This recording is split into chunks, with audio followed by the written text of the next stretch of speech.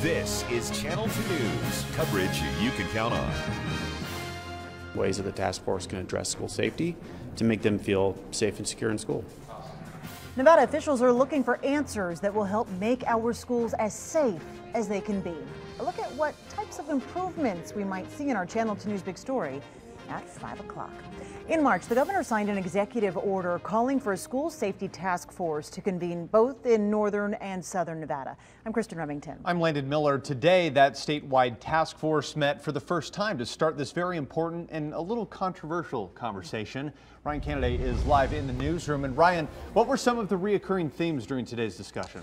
Well, you know, Landon, bullying, weapons, and education were all pointed to as possible contributors to school violence. But perhaps the most important question asked at today's meeting was, how can we better involve our students to find a solution?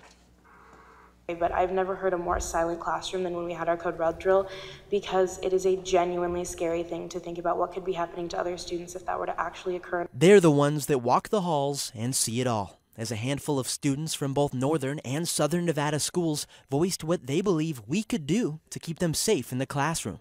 Just hearing it is really what brings attention to it and can stop it and can prevent it. The student testimony was just a small part of Thursday's conversation with the statewide school safety task force, but according to the officials, it was perhaps the most important. I feel that we need to play a stricter role on the threats and the pictures that people send out on social media. They're first and foremost on the front line, sadly, of this issue. Hearing from their perspective about issues that they confront on a day-to-day basis. Interestingly enough, many of the problems that these students regularly see were echoed by experts as some of the most important concerns that schools face in our nation. Building relationships, mentoring, and knowing what's happening at the school, interacting if they see anything that might be a little off. The need for more and better school counselors with the mental health capabilities to really identify students with problems. But the problems don't stop there. And this task force is responsible for determining which suggestions can really avert another school shooting.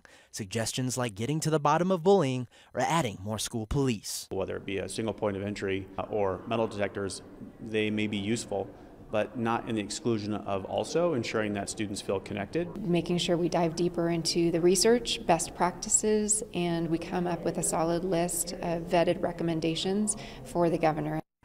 And the executive order requires that the school safety task force deliver an initial report of those suggestions to the governor on or before August 1st. Covering the big story live in the newsroom, Ryan Kennedy, Channel 2 News.